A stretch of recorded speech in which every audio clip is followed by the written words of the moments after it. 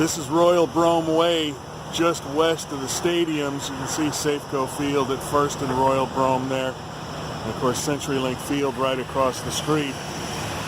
And the reason we're out here is because we are just a couple of days from the Royal Brome off-ramp to northbound 99 closing, one of two ramps that's going to be closing here on Friday at 10 p.m. That's Friday, January 4th at 10 p.m. And before that even happens, there are already crews at work building some of the brand new bridges and ramps that are going to be part of the tunnel system when the new tunnel opens through and underneath Seattle, scheduled for February 4th. Today what we're learning about is more on the ramp closures and what to do when that happens. And then a week from Friday, of course, January 11th, is when the Alaskan Way Viaduct shuts down for good.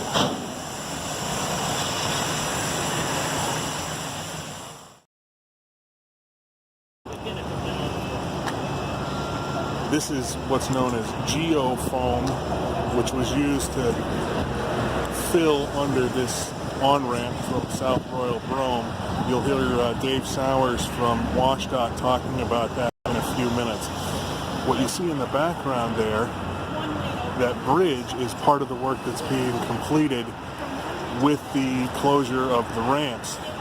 And what you'll do is take that bridge and it'll either take you into the tunnel or right by the stacks. You can see the yellow stacks from the South Operations building there for the tunnel.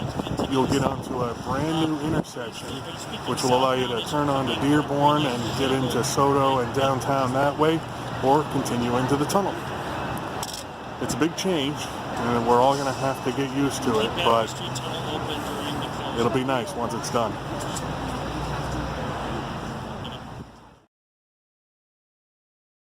There's a couple things that, I guess, start with introductions first. My name's David Sowers. Last name's S-O-W-E-R-S. I'm the Deputy Program Administrator for the Alaskan Way Viaduct Replacement Program. Thank you all for coming out today. I know it's a little chilly and probably would rather be back at the office, but this week is an important milestone for us as we get ready to begin the viaduct closure. A lot of preparation has gone into getting to this point. A couple of key messages that I wanted to share with you all today as we get ready for this is there's some new videos that we've released today about getting around after the tunnel opens, and I think those are really important for travelers and folks that live and work downtown to understand that when we open up 99, it's going to look and feel differently than it did when you used the viaduct. So it's an important message for people. And I think those videos are really informative and encourage people to take a look at that, and you all should do that. Try to add that into your stories as you're talking about this over the next few days. But most importantly, what we have starting Friday is the first of the closures here at Royal Brome. The on and off ramps into Soto will be closed at 10 o'clock on Friday night. There's about 23,000 vehicles per day that use these two ramps in total, and those folks that work and live in Soto will be impacted. And so we're trying to get that message out to folks that you'll need to plan alternate routes to get in and out of Soto, particularly for folks that live in the north end. So the two ramps include the southbound off ramp from the main line to South Atlantic Street. That ramp will close at 10 o'clock on Friday, and then the ramp right behind me, the Royal Brome ramp northbound, will close also at 10 o'clock on Friday.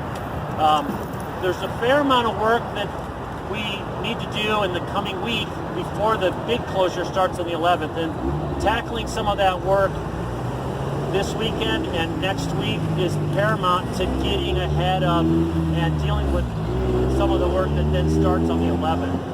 And for example, we walked a lot of you through the tunnel a few weeks back, and we talked about removing all that geofoam that's underneath the main line. Well, that geofoam is part of the on-ramps, is also underneath this current temporary on-ramp. So starting to tackle some of that work closing this ramp, we can actually expose, remove that geofoam, and then we can start building the barrier. There's some exposing of those walls that allow us to dowel in and begin the shotcreting and permanent barrier work and permanent walls for the north and southbound on-ramps. So that work will get started. All of this is what we call sort of risk mitigation, meaning this is work that if we tried to squeeze it into the 3 weeks, we'd probably be pushing ourselves a little bit hard at the end, and this gives us a little bit of flexibility. It also helps us in the event that we get some really cold weather, we get some snow, we have some potential weather impacts. This work that we're tackling at these ramps allows us to kind of get ahead of that and ensure that we finish the closure in the 3 weeks that we've got allocated. So those are the big takeaways I want everybody to get today. I really encourage you to take a look at the videos. I think they're really informative, and they'll help people learn about how they're going to use the on and off ramps to get into Seattle from 99. Good questions? So, Okay, yeah, I'll so take questions. one of the videos, the one that I managed to watch, says that the Dearborn ramp will open a week or so after the tunnel opens. That's less than you guys have said before. Is this a new estimate? Yeah, the schedule is in the contract is 7 to 10 days. That's the duration that when we put this whole plan together a year or two ago, that was the duration, 7 to 10 days after the main line opened. We've done a lot of work. We've had these closures on and off all summer. This work that we're doing this coming week, all of those things and the planning that's gone into it suggests that we could complete that work in more in the 5 to 7 day range. But I want to say comfortably 7 days a week is the time period it will take us after the main lines open to finish this last piece, which is also right behind me. That's that northbound off-ramp for folks coming from West Seattle that are trying to get into downtown. That'll take about an extra week. Now, you had mentioned people, especially from the north end, need to change their ways. What are you expecting when everybody's forced to get off at South Spokane Street coming from the south end? Well, so for travelers from the north that work downtown and like to use the South Atlantic Street ramp, you're going to have to exit at Western southbound, or you're going to end up in West Seattle. And so you need to be paying attention to the messaging, and you need to understand that next week that we don't want folks to suddenly find themselves in West Seattle when they were trying to get to the Stadium District. So the message to folks is take Western and then navigate down to the waterfront to get here. The northbound traffic isn't impacted as much because because the ramps are really focused on the north end. So folks that live in West Seattle won't really be impacted by what's happening next week unless they work in SoDo and then are trying to maybe use this ramp behind me to get further into the city. Those are kind of some things to pay attention to. Any other questions? So this ramp you're going to close, but then you're going to use that time to make it into a ramp to go into the tunnel, right? Right, yes. So the ramp, the permanent northbound on-ramp into the tunnel, as well as the tunnel ramp that comes out southbound, is buried underneath the ramp that's right behind me. And so when we close that ramp, we can take up that asphalt, we can dig out that dirt, we can expose the styrofoam that was buried, we can do all that work, and we can start marching our way south to north. When the main line then closes that crosses over that ramp closes, then we can that's what starts on the 11th. We can continue to march north and remove all of that geofoam and then expose the roadway that was built by STP years ago, and then build the barrier and build the walls underground. You know, the new videos focus on after the tunnel opens, Right. ways for people to get around. During the 3 weeks or so that people have to deal without that, do you guys have any kind of alternate routes or anything that people can use? Because a lot of people are driving in different directions. Yeah, certainly that's part of our messaging, is that folks understand that they need to access downtown differently during the closure, whether they choose to use I-5 or city streets, or, more than anything, we really want people to think about their discretionary travel, whether they really need to use those routes in those particular times of days. So we're talking a lot to employers and folks that work downtown about teleworking or stretching your schedule around so that you can not impact the 7 a.m. commute and the 4 p.m. commute out of town. If folks can do that, then the routes that are the conventional sort of backup detour routes that people take, like I-5 and the city streets, will still have functionality if we can all sort of chip in and adjust our schedules accordingly. Prepare for the worst. Yeah, I don't want to say the worst. I don't want to say it's going to be that. It's 2016. I wouldn't have characterized it for a lot of people. But there certainly were people that were caught off guard, and we want to encourage people to pay attention, look at the website, and get a feel for how you're going to get around during the closure. Because if you use 99 today, you're going to be impacted. And if you use I-5 today, those 99 travelers will be trying to use I-5. And those folks need to understand that they're going to have to give themselves extra time to get downtown. Anything else you can say to get the message to commuters one more time and make them want to be prepared and have time for this? Yeah, well, that's where I'm counting on all of you to help us. That's why you're all here, is because you guys are the stewards of getting the message out to folks. And some of the things I just said are so important. If travelers don't give themselves extra time to get downtown, you're going to miss appointments. You're going to be late to work. It's not that you can't get downtown. I'm not going to ever advertise that. What I think we need to tell people is that what we saw in 2016 was that it took longer to get downtown. Some commutes actually took twice as long. Say from Bellevue to Seattle actually took twice as long because the impacts of 99 closure actually materialized on some of the east-west corridors. And so we really want folks to just give themselves extra time. It's not that you can't get downtown. You just need to pack some patience and be ready for a longer commute.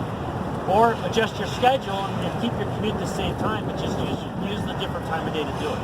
Has WSDOT communicated with tech groups like Google to make sure that when this does close, it'll automatically show up on the GPS rather than somebody has to program that in? Yeah. Yeah, a lot of that coordination is done by SDOT. SDOT's been talking to the Googles of the world to make sure that Waze and the systems that we all use to get around are up and ready day one. With the closure of Atlantic over here, I-5 and I-90, send you over. Will there be signage up here on Western to send people to I-5? Well, so that's what we're going to encourage people is to use I-5. If you're trying to get to I-90, that you traditionally come down 99 and then cut over, we don't want you to do that. We want you to go use I-5 or use Western, find a way through the city to get to 99 or to I-90. In case you're unable to hear that, David says they're going to encourage people to use I-5. Anything else? How ready are you for the big closure? Well, I think we're very ready. I mean, there's been a lot of planning, and I know there was an interest in October to really try to push and see if we could do it then. There's been a ton of work to get the tunnel ready, of course, a lot of planning, a lot of coordination with the city, the county, just planning, people getting ready and planning their commutes. I think even for us personally, we had a little extra time to do that. So I think we're definitely ready for this. I guess, again, the risks are weather, a little bit nervous about a long, sustained period of snow. I think we can handle that, handle a lot of rain, and we can handle the snow if, we're actually asking the contractor to be ready for some concrete work with blankets and heaters and those types of things. I'd just be worried if it lasted for a week. That would be a big problem for us. That would push the schedule. But a little bit of weather, a little bit of snow probably won't affect us much. Well, that brings up my follow-up. With that weather and those concerns in mind, any concern at all that the February 4th date might not be met for the tunnel? Yeah, so first of all, that's our goal is February 4th. We're talking about opening this tunnel in early February. Our goal is after the grand opening events on the weekend of the 2nd and 3rd that we would open it up that night. Again, weather's always a risk, and if we had a sustained period of really, really lousy weather, and I mean like snow, 30 degrees and below type of weather, that would probably impact our schedule if it lasted for more than a day or two. Usually we have a day or two of snow in Seattle every winter, so we can handle that, but if it went on for a week or more, that would be a problem in terms of making that February schedule. Is the suggestion for folks who typically use this ramp to take I-5 and go south to head north on 99, or just to avoid 99 altogether? Well, certainly we don't want people to come down into Sodo and then try to get on here. They'll be circling the block that we're standing on. So we're asking those folks to use I-5, or to use, if you're going somewhere else in downtown, use 4th or use another route. Sometimes I know people live in Sodo that actually jump on this ramp and then jump off in Seneca. You're not going to be able to do that. You need to use First. You need to go up the Alaskan Way Boulevard, go up the waterfront that way. So that's a small minority of folks that do that, but there are people that use this, just jump one exit. So with all your help, we can get that message out that these are closing. A lot of good work's going to happen that next week here. You guys will all be invited out, both this coming Friday and then early next week. We'll do some more media briefings with you all, kind of show you the progress of the work. But yeah, if you live in Sodo or you work in Sodo, it'll be a little more challenging to get in and around Sodo, so you have to use other routes. So the ramps on the north end, by the north side of the tunnel, are not closing right now? That's correct. Yep, they'll all stay open. And then are you putting in a traffic light at Harrison? Yeah, so the question is, are we putting a traffic light in at Harrison? There is a traffic light at Harrison. It's currently bagged. That will open after we open the tunnel on February 4th.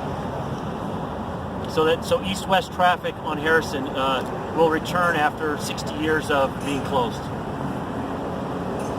thank you all for coming. I want to point out something over here. If you see this geofoam right here, that is part of the on-ramp that Dave was talking about.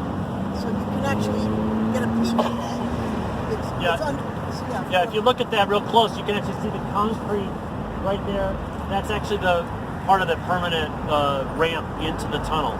So you can see the angle. So you'll come to this intersection and you'll immediately kind of dive down and quickly enter into the tunnel right at this location. And so that's what we're going to remove there. We're going to start removing those white blocks of geofoam. It's a styrofoam product. We'll remove those. We'll take all that dirt, that geotextile fabric, the asphalt, all that temporary barrier. That'll all start coming out in earnest at 10 o'clock on Friday night. All right, thank you, everyone.